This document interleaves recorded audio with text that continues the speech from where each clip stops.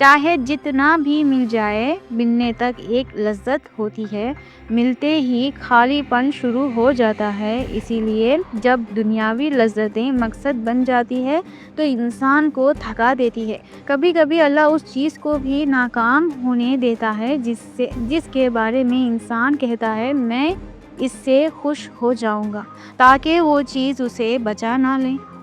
کیونکہ جب انسان اللہ کے علاوہ کسی اور چیز کو خوشی کا ذریعہ بنا لیتا ہے تو روح اور زیادہ پھنس جاتی ہے۔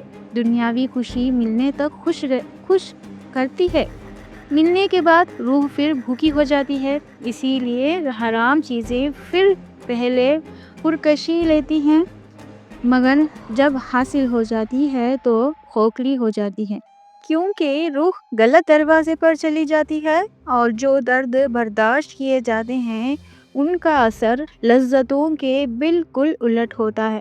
لذتیں روح کو سلا دیتی ہے، مگر درد روح کو مضبوط کرتا ہے، وسیع کرتا ہے اور بلند مقامات تک لے جاتا ہے۔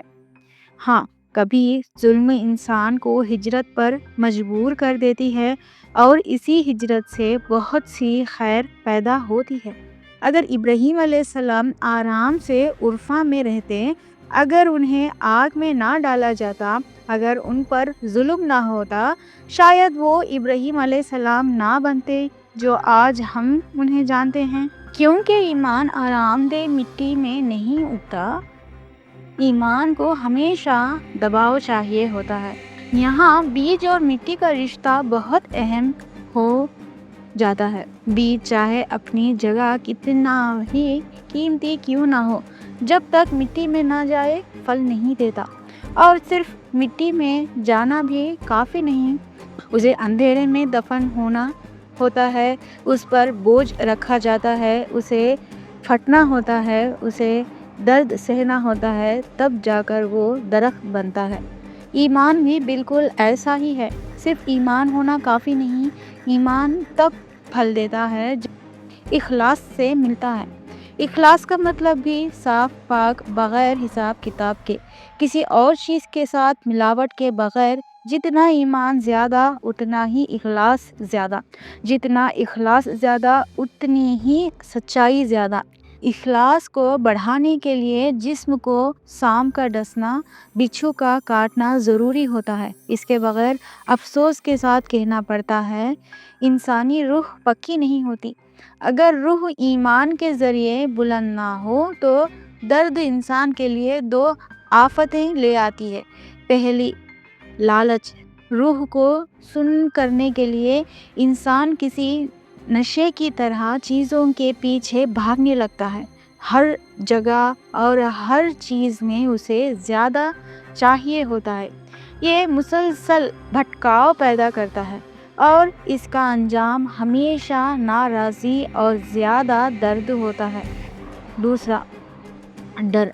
انسان ہر ممکن برا منظر سوچتا رہتا ہے اور ان سے ڈرنے لگتا ہے، وسوسہ بن جاتا ہے، فیصلہ مشکل ہو جاتا ہے، فکسیشنز پیدا ہو جاتے ہیں۔ انسان دنیا کی زندگی سے لطف اٹھانا بھول جاتا ہے، اور مسلسل منفی سوچیں اس کے اندر کی دنیا کو جہنم بنا دیتی ہے۔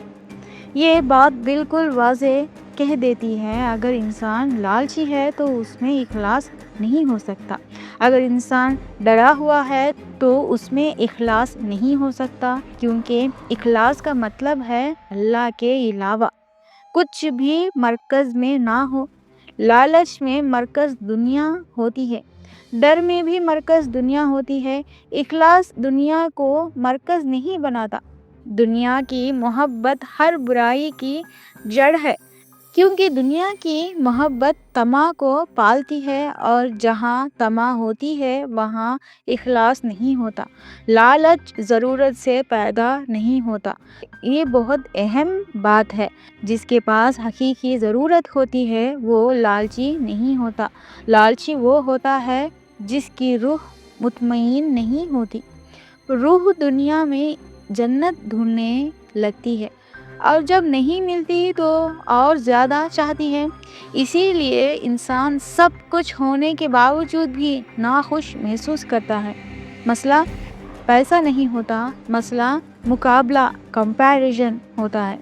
خوشی اس سے جڑ جاتی ہے کہ دوسروں سے آگے رہنا ہے، اور یہ اخلاص کو پوری طرح برباد کر دیتا ہے۔ زندگی ریس بن جاتی ہے اور ریس میں سکون نہیں ہوتا، تو پھر انسان اس دور سے نکلتا کیسے ہے؟ دو راستے ہیں، یا تو اللہ دنیاوی وسائل عطا کرتا ہے اور انسان انہیں امانت سمجھ کر شکر کے ساتھ زندگی گزارتا ہے، یا پھر اللہ ان وسائل کو محدود کر دیتا ہے اور انسان صبر اور تسلیم کے ساتھ جیتا ہے۔ دونوں صورتوں میں نجات ہے، بس مرکز اللہ ہونا چاہیے۔ اگر اللہ انسان کی زندگی کا مرکز نہیں تو پھر گھر ہو کافی نہیں ہوتا، رتبہ ہو کافی نہیں ہوتا، تعریف ہو پھر بھی کافی نہیں ہوتا، کیونکہ مسئلہ رہنے کا نہیں، مسئلہ یہ ہے کہ انسان اپنے پاس جو ہے اس سے کیا بھرنا چاہتا ہے۔ اکثر اوقات انسان اپنی لالچ کو پہچانتا ہی نہیں، کیونکہ وہ اسے اچھے لفظوں سے سجا دیتا ہے۔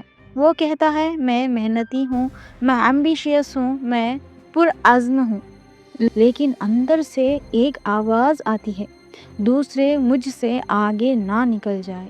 یہی جملہ اخلاص کا گلا گھونٹ دیتا ہے۔